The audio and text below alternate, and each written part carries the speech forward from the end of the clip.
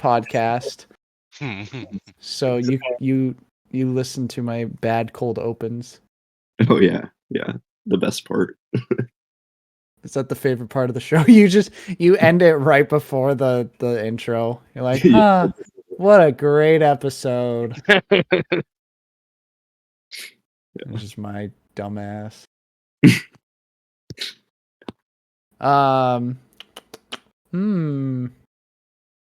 Man, I have so many great ideas for cold opens, like off on the week, but I never like write them down. So I get back here and I'm thinking, what do I think about? You got anything, Seth? You got any funny bits? Funny. Yeah, I can do my monologue, my tight five. Yeah, no ideas that I can think of. What was that you just said? Your what five? Well, yeah, it sounds bad. No, that's like what they call it when you have like your 5 minute set for stand up. So your tight five. Do you have a type 5? I'm not gonna comment on the tight or looseness of my five. Okay. Sorry, I didn't know how personal your type 5 was. Right, yeah, no, Malcolm, do you have a type 5? Absolutely not. I don't have a type 5.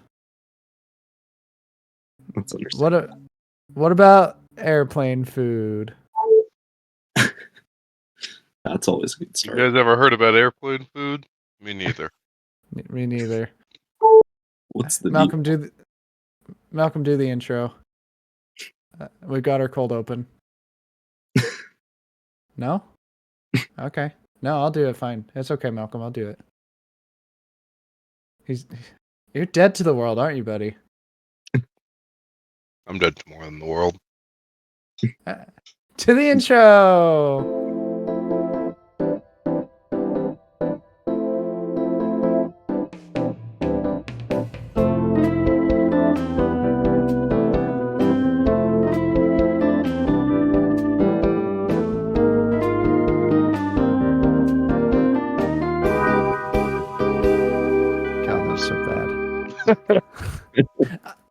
This is Waiting for Seconds, the interview podcast where we meet people and ask them who they are and why they are.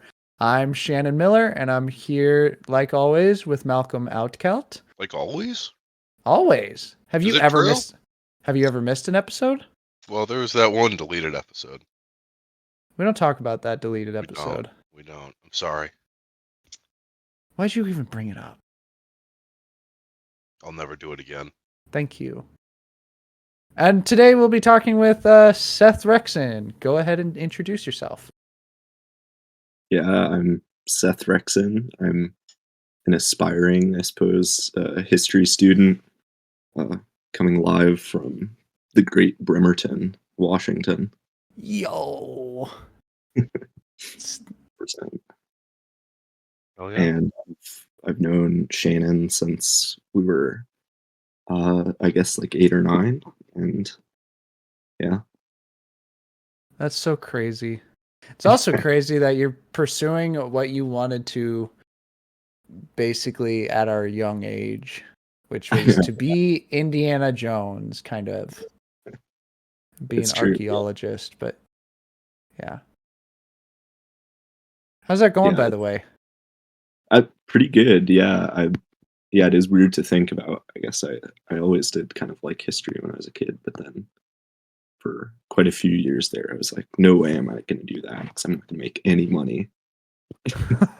And then I gave in and did it anyway the last couple of years. You surrendered to the pool of archaeology. I did, yeah. I was pulled in. I was groomed by the archaeologists.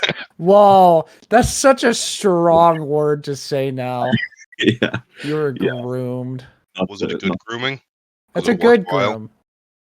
Yeah, I'd say that's a positive grooming. Okay, yeah. Good. One of the few positive groomings. God. Oh my God. That's so funny. Well, yeah, like Seth was saying, I've known him since we were real young, going to church and going on fun hikes and hanging out, whatever it be. But then we kind of sort of lost touch when I went to high school, but we're still good homies and friends. And I saw him recently at Adam's wedding, and so we got to hang out, and it was like no lost time at all, or at least it felt like that. Yeah, totally. It was great. Seeing Always. the boys. Yeah, the boys. Yeah, yeah. I was. And the boys. I mean, talking about like the hikes and stuff. My girlfriend visited from Australia this last month, and we had some other like church friends from back in the day, and they were talking about like I had never thought about it, but yeah, it was pretty much like every Saturday we'd all go out like on a hike or something. Good memories. Yeah. That sounds like a nice time. It was a nice time. I couldn't go all the time, but Yeah. I very much we'd go out on a hike after potluck, or if there wasn't any potluck, we'd go out on a hike, and then we'd go to either one of the three homes, yours, Adam's, or Joshua's. Yeah. That reminds me of I wish I could play it on the podcast, but this is audio only. Doesn't Joshua have a video or like a movie that we made? Yeah, I knew you were going to talk about that as soon as I heard you say Oh God. Yeah, if only you can. Yeah, you could play the audio, but it would only be the stock action. Yeah. Yeah. That'd be pretty funny. Did Joshua ever upload it? Yeah, it's still on his channel. I'm gonna have to hit him up, and then I might put a link in the video Yeah, or you should. in the episode. That'll be awesome. Yeah, everybody check the description to see that video. Is very cringy of me and Seth, and that's it. That was a perfect And that's video. it. I stand by it. You stand by it. Best piece of media ever. Yeah. Doesn't And get better than that. by Joshua. Yeah. Yep. There's no AI. That's true. Yeah. It's true. Just human. Well,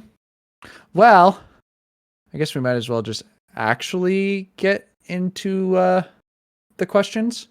I see number 23 you've highlighted. How has the place you've grown up affected you? As far as I know, you've only exclusively lived in Bremerton your whole life. Yeah. Pretty much, yeah. I mean, I guess there's like you can always do the jokey answer to Bremerton because it's kind of it's kind of open to making fun of itself, but but I've always liked it. Yeah, I think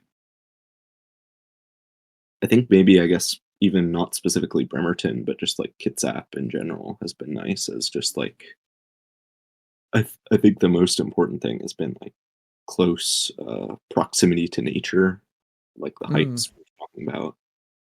I think that probably had a big effect on me growing up, being able to just like drive an hour and go out into the mountains. How do you think it would be different if you lived like, I don't know, inner city California or something? How do you think it would be different? Yeah, I've excuse me. I've kind of thought about that in the past. I really don't know because I can't really imagine myself That's fair. like growing up in there because yeah, I think just that connection with like the woods specifically has kind of made me who I am. Like, especially, I guess my house in particular is right by some woods. That's the setting for the yeah with it. The video. So that was always nice, I guess, as a kid, just being able to like walk 50 feet and be out in the middle of the woods. Yeah. I think that probably made me a lot of who I am. And recently, I guess something that's made me who I am is there tearing it all down and putting in a bunch of houses. Are you Oh, kidding me? that sucks. Yeah, I know. It's unfortunate, but yeah. So all like basically all that area that's behind your spot, they're just cutting it all down and making houses there? Pretty much, yeah. It's like, I mean, I think some areas they're gonna have to keep just because they can't like build houses on the bluff and stuff. But yeah, they're gonna tear down as much of it as they can and put in 180 houses. Oh my Huh. gosh.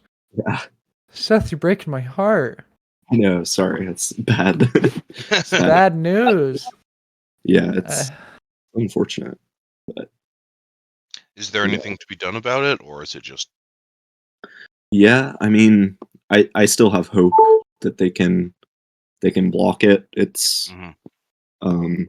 there's an organization that a couple people have started that I've been trying to support that's like I mean, I can go into specifics or not. I don't know if they'd want.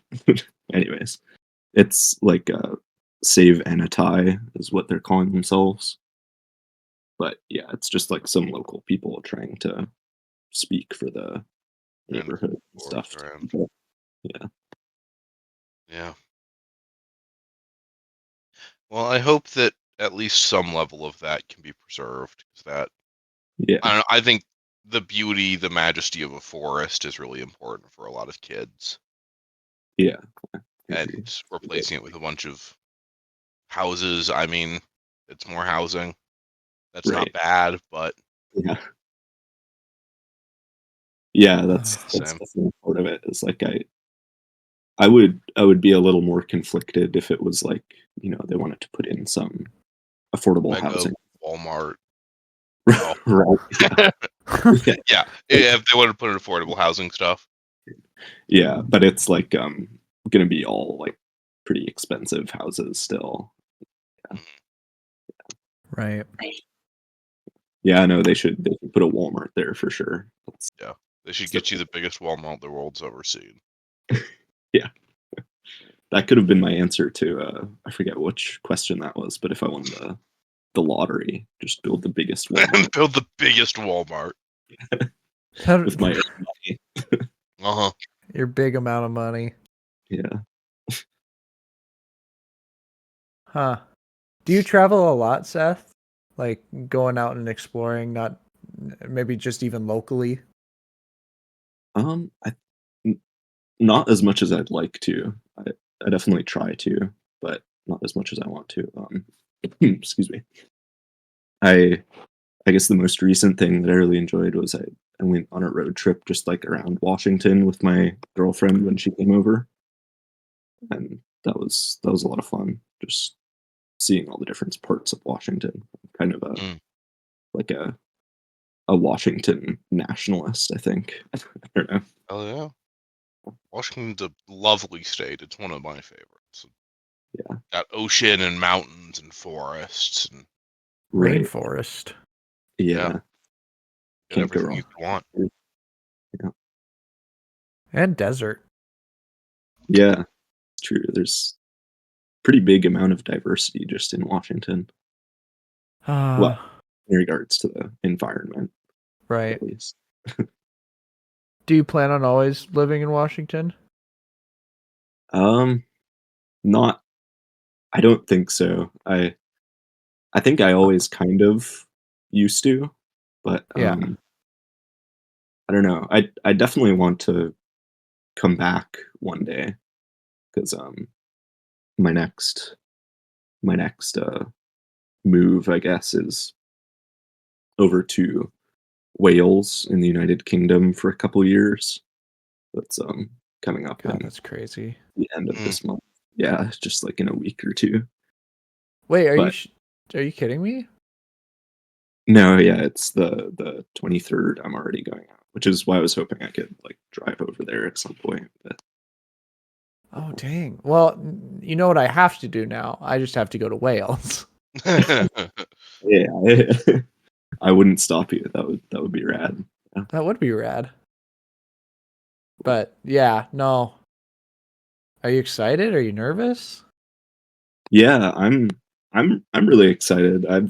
I mean, I've been to the UK before, not Wales, and I really liked it. But I'm excited to try something new.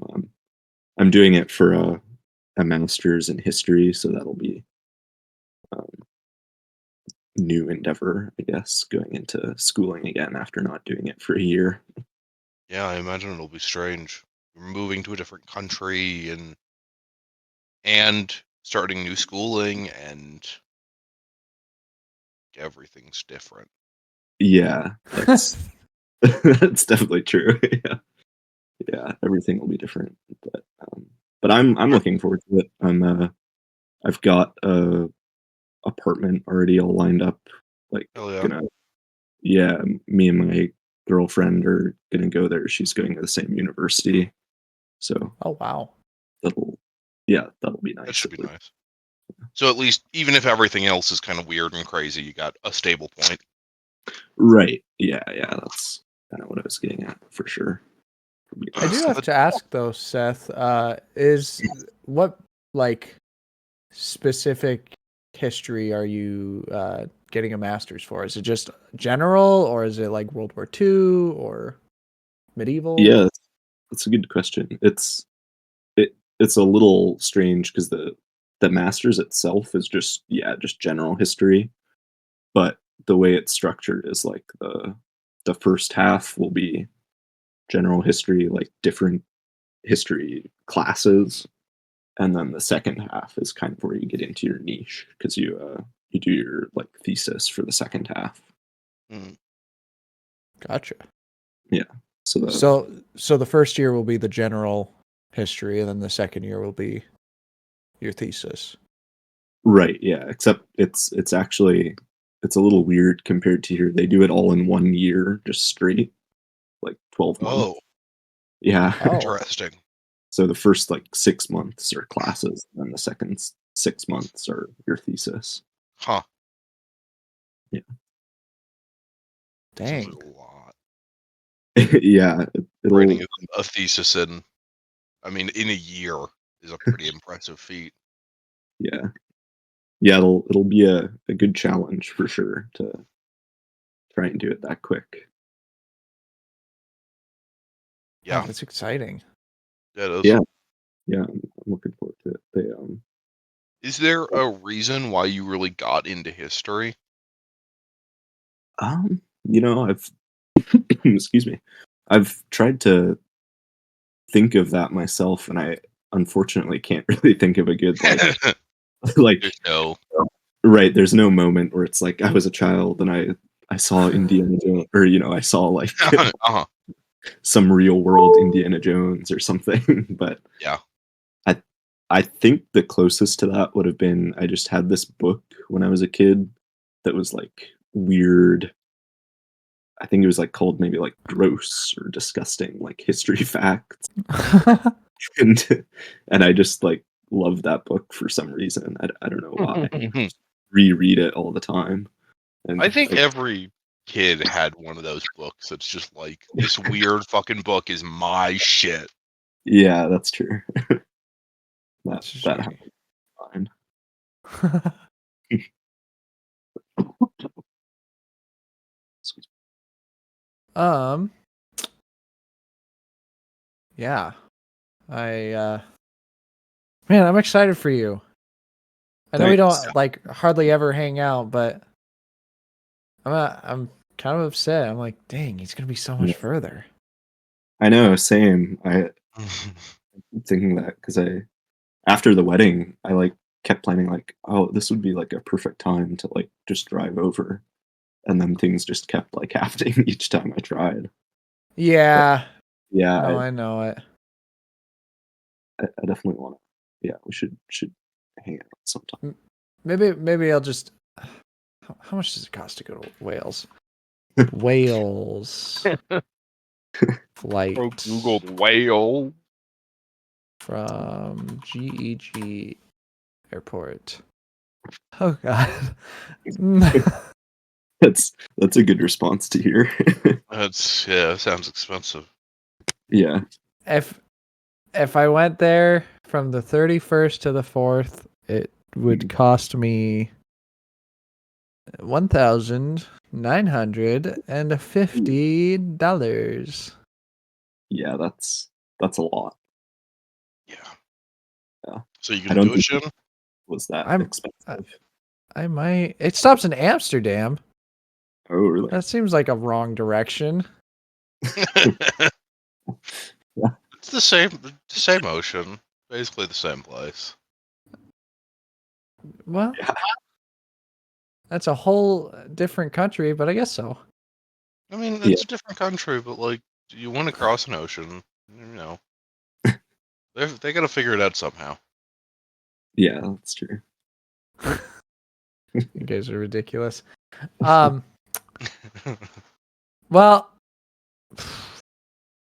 man, you were talking about the Powerball winnings. Usually we talk about it at the end, but I want to hear, what would you do if you had the current Powerball winnings? And I want to say last time I looked at it, it was like 30 or 40 million. Oh, What could you okay. do with 30 or 40 million? That's yeah. Hmm. I think Yeah, let me get you on the spot. 35, right. Yeah. 35 million? Or 35 both. million. Crazy. How big of a Walmart would you build? Yeah, that's true. I was thinking a bigger budget for my Walmart, so I'm thinking scale it down now. We're thinking Yeah. like in the billions for that Right. Yeah, yeah. At that point, why even try? one. Yeah. I think realistically, I would probably still like go to Wales and just like if I had that much money, I would kind of want to just like stay in school forever, maybe. Really?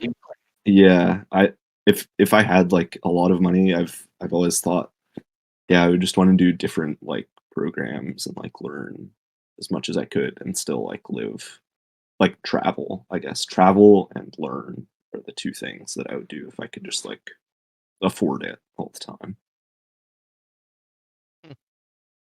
Yeah. Huh. So why do you like learning so much? I mean, You fucking nerd. no, I'm Right. not saying that. Like that's not somebody's uh, that's not somebody's passion like 100%. I know people like to continue their education, but not in the way that you're talking about. I mean, there's lifelong students. Such a pretty common thing. Really? Maybe I'm just bad. I never heard of it. Yeah, maybe you are. Well, either way, yeah, I mean, I think I just enjoy it because I don't know, I guess. I just really enjoy learning about, I guess, very specific stuff. Like I don't think you could pay me enough to like take more chemistry or math classes. Mm. But Yeah, but if I definitely like the things like you want to learn. right, yeah, yeah, if I could just take like history classes and like research and philosophy and stuff, I think I would be pretty happy. Honestly, I think that's fair. I think that I probably would be in a similar, like, maybe not exactly that, but learning is a very nice time. Yeah, Especially if you get a good teacher, you get a good professor, good yeah, subject, like, yeah, just it makes a big spend your difference. life becoming the smartest person you can. Yeah, yeah, I guess that yeah, makes sense for both of you because like since I didn't go to school and both of you did, Nerd. I know it. It's interesting. yeah. I think it is just like, I mean, yeah. Plus, I feel like if I had like tens of millions of dollars, I would enjoy the learning more. Mm. Yeah. Because you're not like putting yourself in debt to learn. I think that kind of sucks a lot of the joy out of it for the most part. The stress of it is like, how much am I paying for this class? And Right. is it Yeah. going to be worth it? Am I going to get a career that actually makes me the money? Yeah, exactly. When it hits you in the middle of the class that it's like, oh, I'm paying like Uh-huh. hundreds of dollars just to sit here and like let things go in one ear and out the other. Yep. Yeah. Yeah. Are Yeah. you, are you speaking from experience, Malcolm? Yeah. Well, at least you didn't go to a full-on university. Yeah. I mean, I got my ride free because I That's was true. working for an internship that paid for it, basically. That is nice. Yeah. But still, like, if I wasn't, I can imagine just how fucking expensive that shit would be. Yeah. Yeah. I mean, I can't complain because I got like help from like my parents and stuff, which I'm eternally thankful for. But Mm. I went to Walla Walla, which is like, I mean, not to speak bad on my, whatever it's called, the alma Speak mater, bad, do it. but but it is sort of like it's just as expensive as like a state school and not nearly as many of the resources, Hmm. Yeah. But the history department was really good, and I think that's also another part of why I'm actually going into history is because I was able to see that like the effect of good professors that really care about it and are passionate about the subject. Yeah. If you don't mind me asking, who is your professor? Yeah. Well, there were like 3 or 4 professors in the whole history department, and yeah, the head of the department was really good. I really liked him. He did like I got to go on the Walla Walla UK tour that he led. Where Yeah. they take like the history and English students to the UK. That was probably one of the more informing moments. Yeah. That's Wait, a full time. how did Adam go then? He's not an English major. Yeah, I think you can just join if you're not, but If not you're many cool people do. enough. It doesn't like go towards your degree. Gotcha. Yeah. God, Yeah, that that's was so cool. cool. I like almost forgot about that. You spend like 3 weeks in the UK. Isn't that right? It's like 3 weeks? Yeah, I think so. That sounds right. Yeah, there was him and there was another professor that probably helped me out the most was uh, one who she actually like got her degree in archaeology. Mm. Oh, Um, wow. Teaching all the history classes there, and yeah, that was cool because we just were able to like talk about archaeology, and she would just tell me about like what's going on with like her dig that she runs, and helped me find actually the dig that I got to go on Oh, last hell yeah. Where'd you go? Portugal. Mm. Yeah, it's pretty fun, and that's where I met my girlfriend as well. So worthwhile investment. Yeah. You find anything cool? Anything new? um, yeah, I mean, cool in my eyes, not too much important, but Mm. like a metal tip of some kind. Like it was, they couldn't tell if it was a spearhead or a Mm. arrow. Something made of iron and a giant cow bone. Oh, interesting. Yeah. What? Made of cow bone. Was it Yeah. like the shaft of the arrow? No, that was just unrelated. It was more just a weird thing. Like we were excavating the floor of some rooms, and there was just a random like humongous cow bone sitting on the floor. They were just hanging out. They're just Yeah, hanging out. Oh, hanging out. Why is the cow in the building? What? yeah, why is the Yeah, cow? that was the wonder. Well, they were assuming because it was probably it was strange that it was so big, but there were a lot of like bones in the buildings because they would like mix them with the clay to make the walls. Mm. And the site, the reason why they were excavating it was because they could tell there was like evidence that it was abandoned in one night, which is like not normal for most sites. Yeah, it's kind of Yeah. weird. That is weird. Yeah.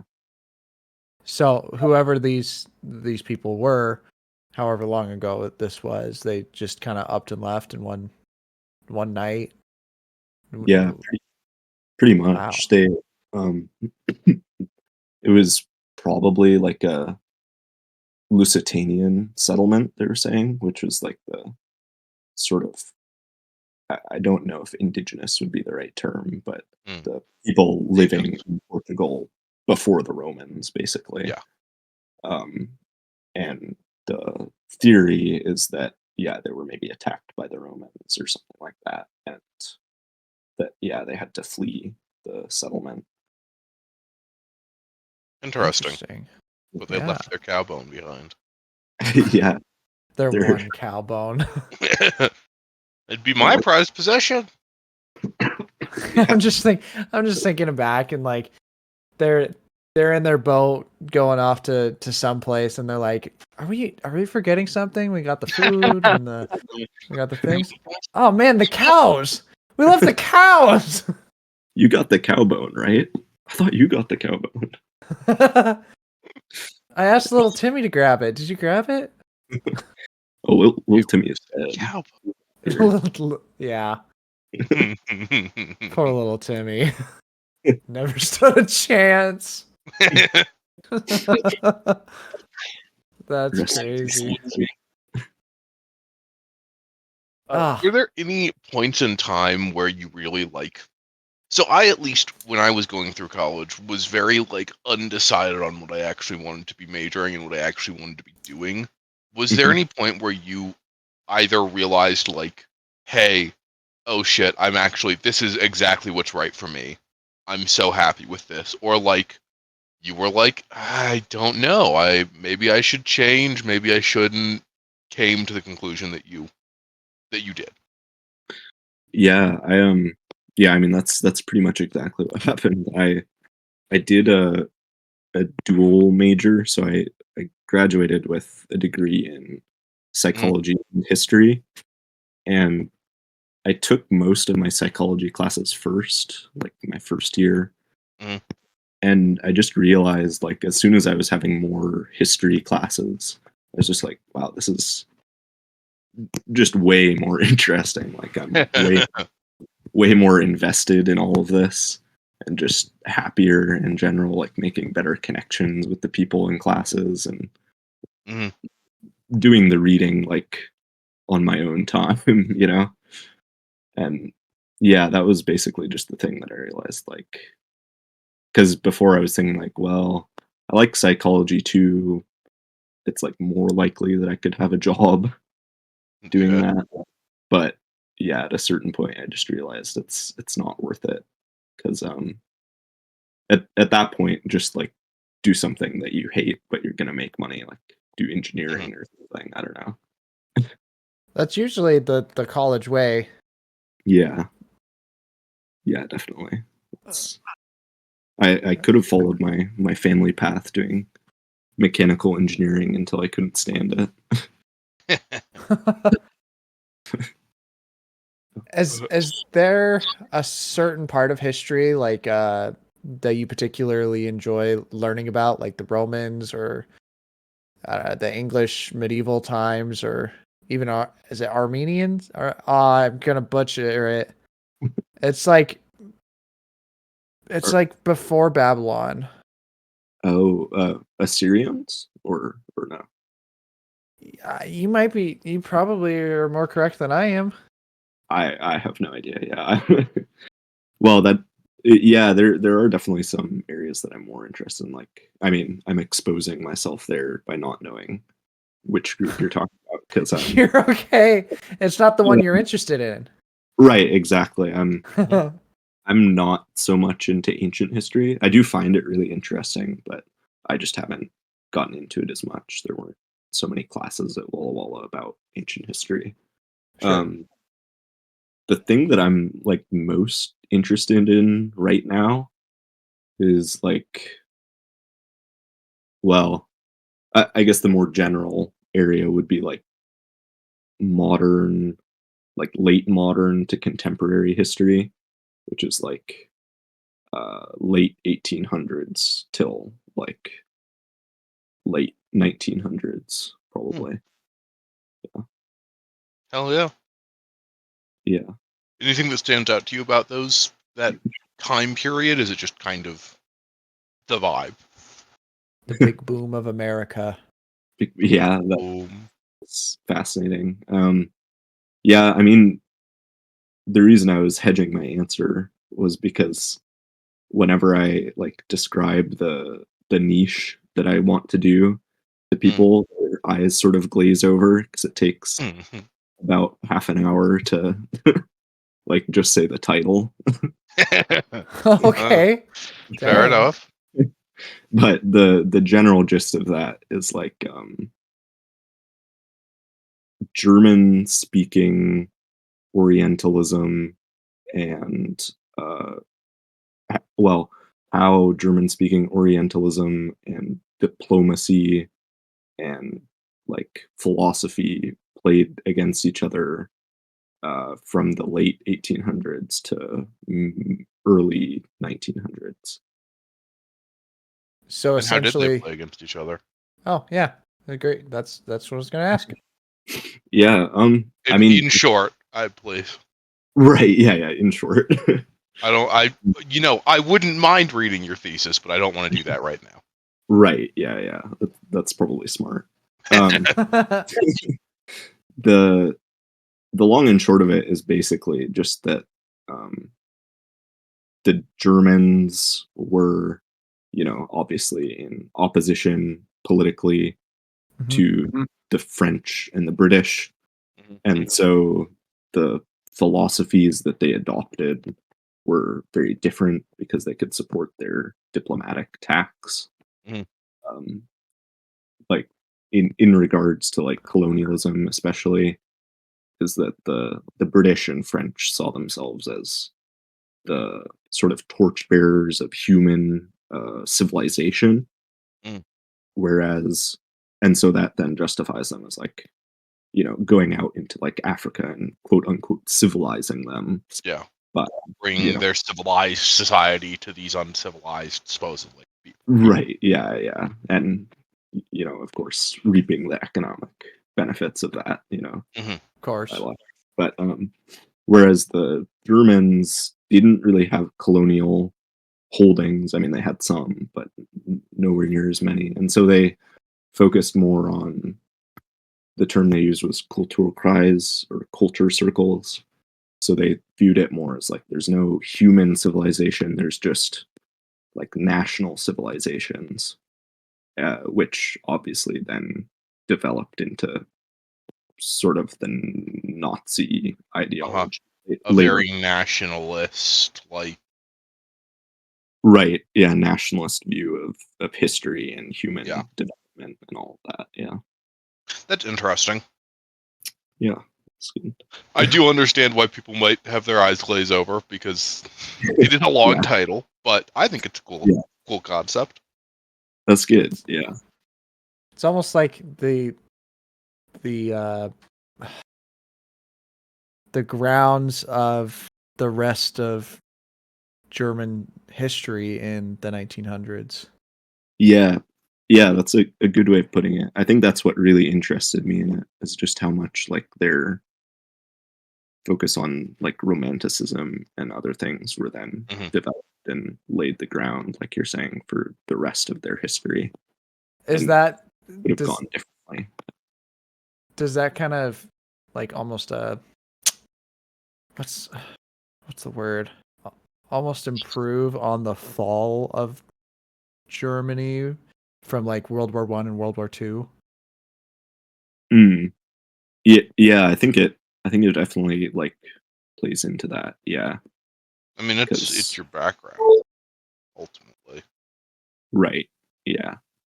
yeah, it's definitely like an important factor as to seeing why their like worldview was able to be sort of manipulated into a more bitter one, I guess.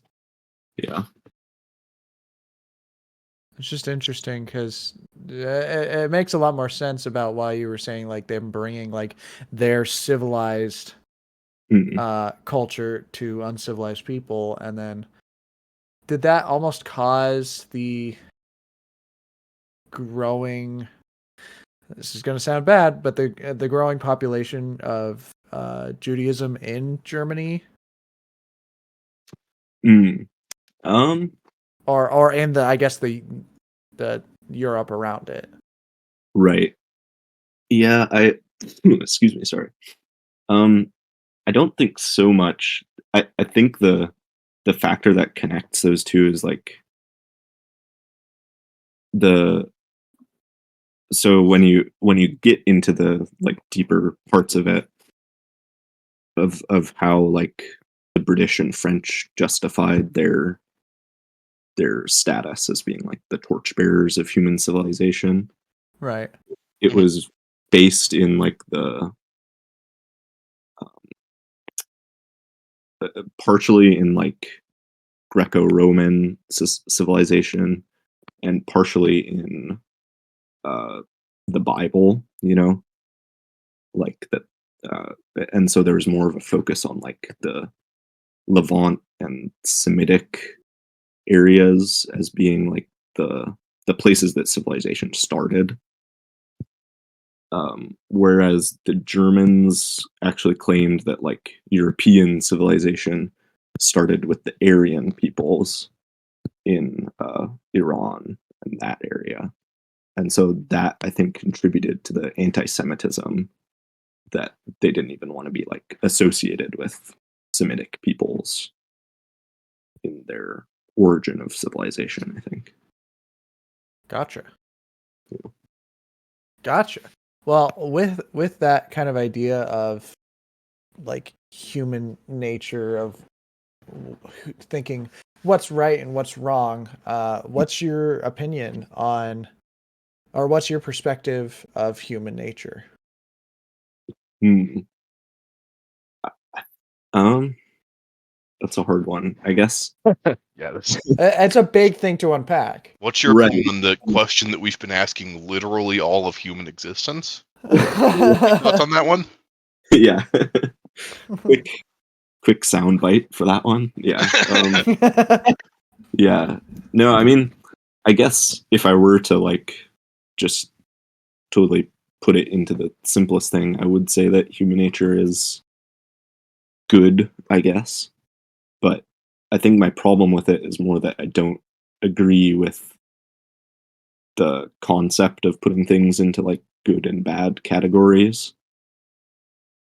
But I have an optimistic view of it, I guess, would be the simplest way of putting it. Yeah. Yeah, that's good. It's I, good to be believe. is it because, but like our religion growing up has this idea of putting things into boxes? Mm. Yeah, that might be it. Yeah.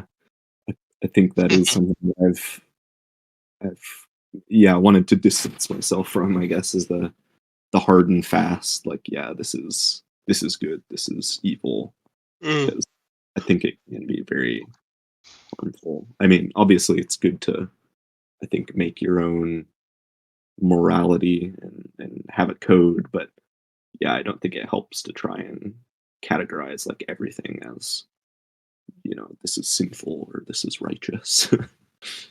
Yeah, that's a good point. I I mean, think it's that's it's reasonable. it's not just our religion; it's a lot of religions. Right. So, uh, That's true. yeah, you're gonna say something, Malcolm? I was just saying that's very, very reasonable stance to take, and we have tried classifying those things very many times, and I don't think anybody's ever had success. Yeah.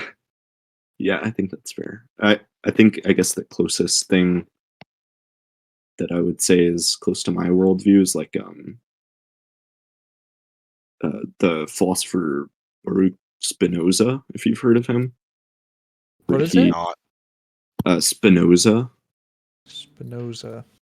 Yeah, I haven't read all of his books, but his idea specifically of immanence, where he talks about his idea of like divinity or God, whatever word you use for that, as being something that emanates throughout the universe rather than the traditional view would be one of transcendence, where there's like this divinity that transcends the material world, which I think is what a lot of religions have, where it's like everything in the material world is evil and you have to transcend it to get to divinity. Whereas I think it's more important to see the good and see God in like the real world. Huh. I'm gonna have to look into this. Yeah, there's Now, if you're ever interested in that stuff, my like number one source has been the podcast Philosophize This. That's definitely one to listen to. philosophize this. Okay. And they talk about what is his philosophy? What is Spinoza's philosophy? I don't know. I think it's I don't know if there's like a term for his own. I think it is just his like philosophy that he has. Like that specific one would be like philosophy of immanence versus transcendence. But he talks about a lot of other stuff like panentheism, and yeah, I think those are the two main ones that I'm aware of. There's so many words I'm hearing for the first time. Panantheonism, the belief or doctrine that God is greater than the universe and includes and interpenetrates it instead of is like outside of it. Yeah, it's a good definition. Wow. Huh. So, do you believe in God in any of those ways? Yeah, I would say that panentheism is probably my understanding of God, and I think it is a thing of where like for a long time I would have said no, I don't believe in God, but I think that's pretty much just because I was you know raised in the religion that Shannon was talking about and was trying to kind of distance myself from that. But I think my own understanding of God that probably not many other people would agree with or like would say that counts as God, but yeah, that's how I would describe it. I think one of the things we've learned from this podcast is that just about everybody has their own belief, their own understanding of God. Yeah. There's very few people who are like, and my pastor told me this, so that's exactly what I believe. Right. Yeah. That's true. I think that's interesting that you have developed that belief. Like, is it fair to say you went through a belief period and then I want to distance myself from the church and then returned to your own comfortable belief? Yeah, that's probably a somewhat accurate. I think it was kind of strange because I never really, I don't know, as a kid even, I don't know if I really believed it. I just kind of was like there and I would like listen to the sermons and be like, well, I guess that's true. But I was never really, yeah, I don't know if I ever really internalized any of it. And then when I grew up, it's like thinking about it and thinking like, oh, this is like, yeah, having, I guess, my like own. actually learning your own. Is that what brought you back was learning terms like pantheism and coming to understand how you can relate to God? Yeah, probably. And I think I would view it as just to be pedantic. Mhm. I would view it as less of like coming back and more of like kind of first time that I only Oh, the first time that I had any understanding of God, because when I that's was really fair. I never really felt any connection, and then I feel I think more connected than I have before, and I don't have any When it was a affiliation kid, with it or anything. when you were a kid, it never felt like it was actually your connection, your belief. It was just, Right. It was I'm just like, told that I believe in God, and so I do. yeah, pretty much. It's just like, oh, I've been told these things, so I just assume that like that's the way it is, but I never felt Mm. any personal connection really. It was just like, oh, I guess the world must be 6,000 years old because that's what I was told. Yeah. Is it nice as like a history major to like now uh find these evidences of stuff that the Bible talks about, Yeah. like floods in different cultures, or um, seven plagues, or Yeah, that stuff is always really interesting. I think there was one class that I did with that archaeology professor who, excuse me, there was a book that we were reading where it talks about like, I guess it's the like mm, socio like cultural aspects of those myths that I find really interesting, where it's maybe not so much that they're literal, but finding the meaning and why they were relevant to those cultures. Like the flood myths are so common because when you have like an agricultural society, your culture is centered around a river that floods. So obviously your myths are going to be informed by that. And yeah, that was just really interesting learning about. but with that, it kind of almost helps your connection to your philosophy and religion. Yeah, for sure. It's always interesting seeing how those things connect. God, that's got to be cool though. Yeah, yeah. Yeah, it's nice to be able to get credit for just like reading stuff that you'd want to be reading anyways. I mean, yeah, that's fair. Nothing wrong with that. Yeah. Getting a grade, or getting a, like you said, a credit for doing what you want to do. Yeah, Yeah. that's pretty Yeah, it fucking was nice. cool. I could do that at Walla Walla with that professor because I found out like halfway through that you can do guided reading credits. Mm. And all that is you just bring like a list of books and you just get credit for how many pages you read. And so you just read the books and discuss it with the professor like once every 2 weeks and get a couple credits. That seems pretty fucking great. That Yeah. seems amazing. Yeah, it That's was like like summer reading. yeah, exactly. I was like found a loophole in the system. Yeah, Yeah. yeah, you did. Yeah, you did. If Walla Walla ever catches wind of this. They approved it. It's too late. Yeah, they approved it. He's graduated. They can't catch me now. That's why I'm fleeing the country now. Yeah. Get away from those Walla Walla secret agents. Uh, oh man.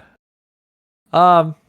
Well, since we're very close to basically the end of the episode, I'm gonna ask you one final question, and it's the idea of nature or nurture, which is how do More we impactful on more impactful? the Mm, individual person. yeah, that's a question that I've always been fascinated by. I'll go off on a quick tangent. Do it. TJ, TJ would be very upset with you guys for using the word impactful. But who's TJ? He's he's our buddy Joshua's dad.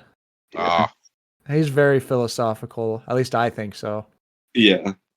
I just remember for years he was railing against the dictionaries for adding the word impactful because it shouldn't be a word in his eyes. Full of impact. Yeah. Yeah. But anyway. Does he want impactive? Impactive, yeah. Impacting, yeah, I don't know. Impacting, impact. Which one has more impact? Jeez. Is more impactful, yeah. But to get to the question, I guess I'm not so sure anymore, but I used to be like very solidly in the camp that it's like all nurture. Like, we're all the same and it's just how you're raised that like changes you. But I guess the more I've been through life, I think I fall more on the other side of the spectrum now. Yeah.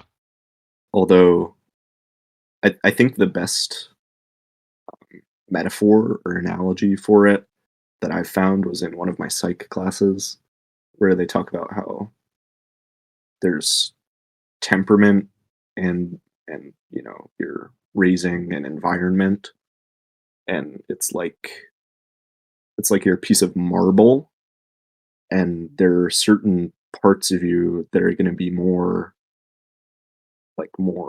tough than others. Yeah.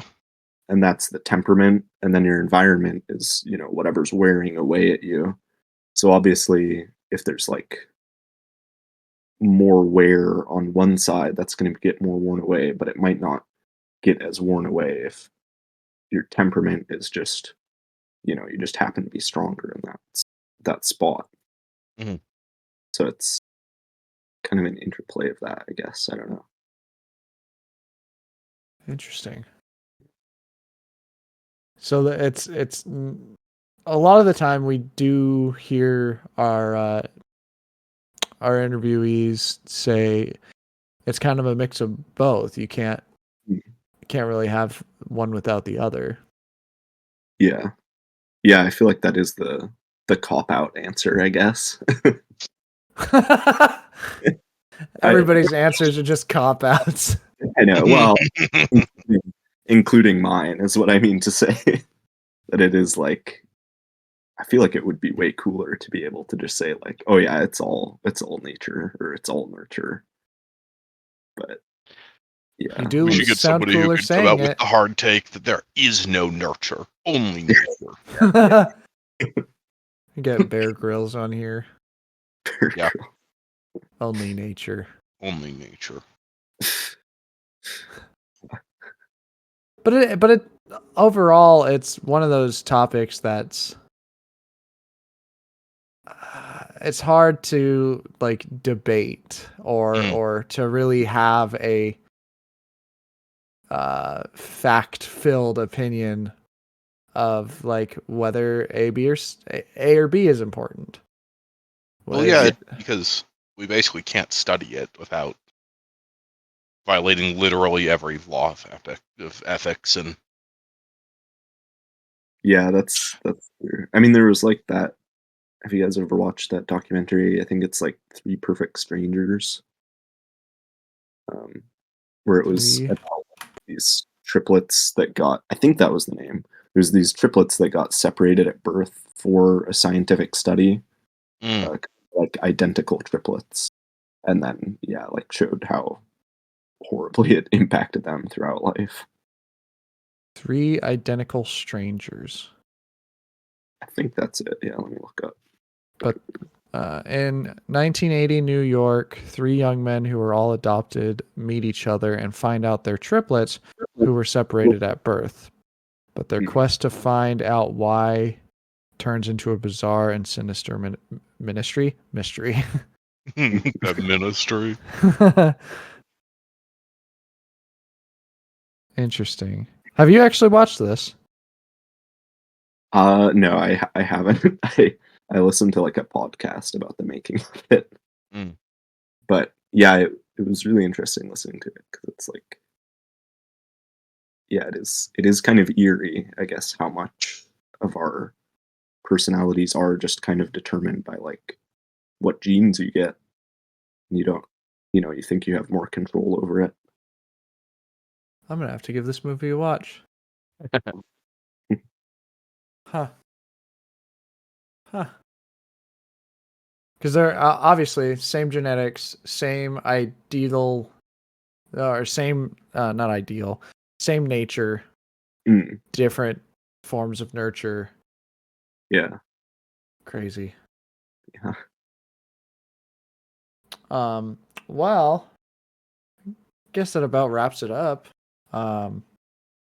Yeah, thank you, Seth, for coming on. I know we've been kind of trying to get this all done and dusted because A, now you're going off to Wales, and B, Yeah. your computer took a crap on you the last time we were trying to do this interview. Yeah, that was unfortunate. It's back up and running now, just barely. I had to replace the hard drive, so Fun. yeah. But yeah, it's been great doing it. Thank you guys. Yeah, happy to do it again whenever. Yeah, no. Yeah, it was fun. It was a lot of fun hearing about what your beliefs are, what you've done, what you're gonna do. So like always, we've got the housekeeping stuff. So thank you to Nadia Diaz for our podcast cover art. Her Instagram is at Arthead Creations. That'll be linked down in the description. She also has her portfolio linked down there where she posts most of her animation content to see kind of behind the scenes of what she does. That website is www.nadiadiazvfx.com. So go check it out. And pay her money to make you things. To make art things. Among others. Among others. No, we can't say that. We can kind of say That's true. It would be a lie if we said that. But also thank you to Jensen Krall, who made our intro and outro for the podcast. Go check out his demo for his musical tea time called Knocking on Doors. You can find that just about anywhere. Spotify, iTunes, Amazon Music. It's a great song. It's fun to listen to. It's got a good bop. But the other thing is we have an email that you can send us your questions. Either questions, or you would like to be interviewed, or you want to just say hi to Malcolm or Seth. You could say hi to Seth and I'll hit him up. Yeah. So send us whatever. The email is waiting4seconds@gmail.com. That's waiting the number 4 seconds @gmail.com. I think that's basically it. I think that's all. Yeah, thanks, Seth. And thanks for coming on. Do it again sometime. Yeah. Yeah, for sure. Yeah, thank you guys. Oh, my cat's bothering my mic now. He's gonna start biting it. Okay, well, let's just say the thing. Okay. Unless Jed. Bye, everybody. Unless Jed.